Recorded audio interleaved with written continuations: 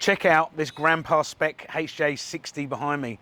Now, this is one of the earlier ones. We've got a 12th month 1982. So they ran for 10 years from 1980 all the way to first month 1990. So this one behind me is one of the older ones. But if you look at it, it doesn't look that bad, and I'll show you, we'll go into why this thing has been kept in such good condition in a moment. But there's not much to look at on the outside, but it's got some cool features and some very cool ways that the owner looked after this vehicle to keep it fresh. Now, it did start its life in a very, very dry place, Fink, in the desert there. It spent 7 years where Ben, the owner's father, was a teacher out of the town, the little town of Fink.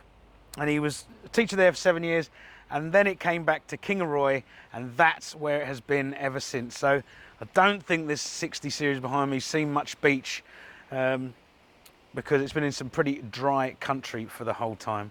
But look, we'll start up the front. We've got the aluminium bull bar that probably would have been there from the first days of it being rolling around the desert out west. It's got some little light force spotties on the front of the bar there. It's got some new wheels and tyres, and the suspension underneath it's brand new. We've also had to put some caster wedges in there to make it drive a little bit nicer. But other than that, this thing's basically stock standard. But a very cool feature, you'll see the little black dots in the gutters. Now the gutters on this thing are absolutely mint, and for a vehicle that's been around since 1982, I'm very surprised about that. But it's because Ben's dad drilled 3 holes in the gutters there, and he sprayed oil in there religiously twice a year. So it drops all inside the gutter there because it's 3 pieces, goes inside and runs along, and he puts the bungs back in, drives it, and then 6 months later he'll come back and do the process again. And that has caused these gutters to be absolutely beautiful. It really is a testament to looking after your vehicle. Other than that, there's not much going on the outside. Ben says this thing's been round the clock on the odometer. It now says 927,000 kilometres. So that would, if it's been round the clock, that would say this thing's done 1.7 million Ks. And that is one of the reasons it's in here at Mr. Landcruiser. We've gone right through the engine and drivetrain, rebuild and everything. So it is absolutely fresh. Let's go and look under the bonnet, see what's going on. It's awesome. Well, it definitely doesn't look like it's done 1.7 million Ks under here now. We've had the engine and gearbox out of here, and we've been right through it. And when I mean right through it, I mean right through it. We've gone to town. Full rebuild on the engine like Paul had done on his, but we've gone further. We've had all the injector lines, nuts and bolts, everything anodized. We've got the full Whistle N Soot turbo kit going on here, which includes the full Whistle N Soot stainless steel exhaust right through to the rear. We've got both stainless steel crossover pipes here. And we've also got the Asahi CT26 style turbo down there. We haven't played with the fuel too much. We're going to do 1,000 Ks in it, and then we're going to get it properly tuned. And look, so it doesn't stop there. We've also got a brand new radiator up the front here because there were signs of corrosion in the bottom corner of Ben's old one. Plus, you don't want to be using an old second-hand radiator with spending this much money having a beautiful new engine and gearbox. Also, the airbox was a bit dusty, a bit rusty on the surface, so we've sent that away to the powder coaters down the road here. It's got blasted powder coated satin black, and it really does go well with all the new bits and bobs here. Now, this is what we do at Mr. Landcruiser. We go that extra mile just to make these things look absolutely amazing.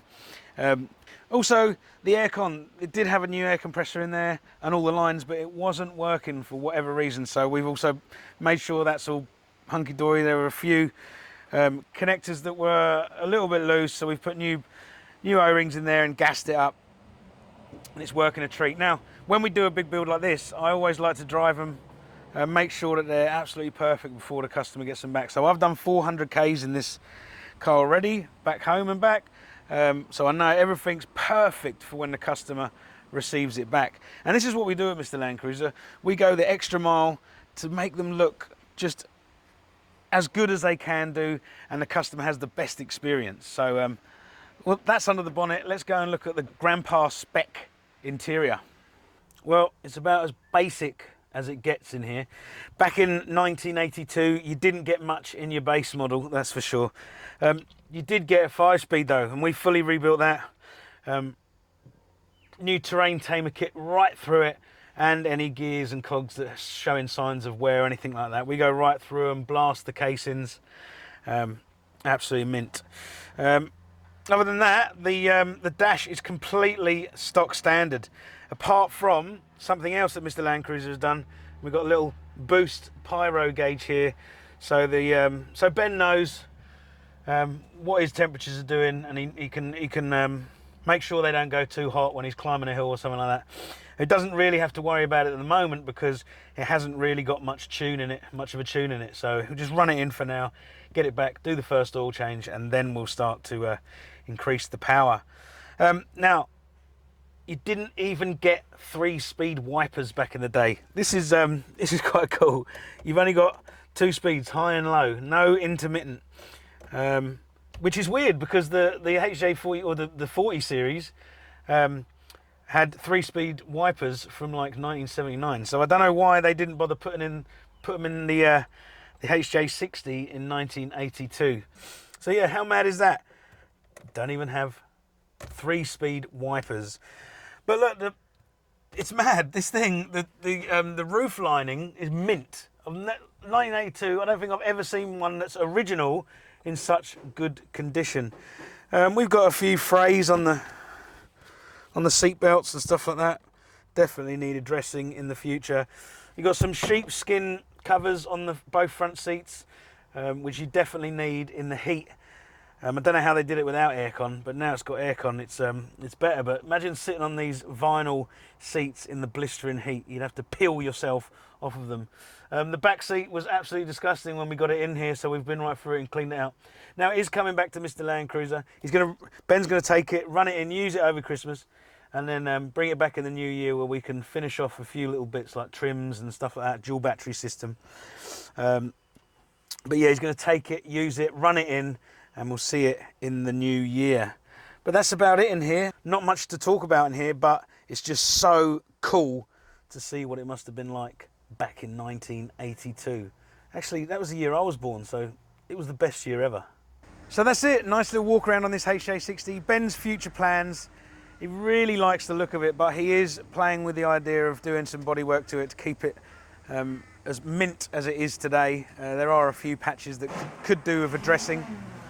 Also, like I said, it's coming back to Mr. Landcruiser. We're going to do dual batteries. We're going to finish off the trims inside. Just tick a few boxes for Ben for the future. He wants to use this vehicle as a daily driver. He's going to work it. So he doesn't want it to be too precious. There's a very cool fun fact of the 60 series.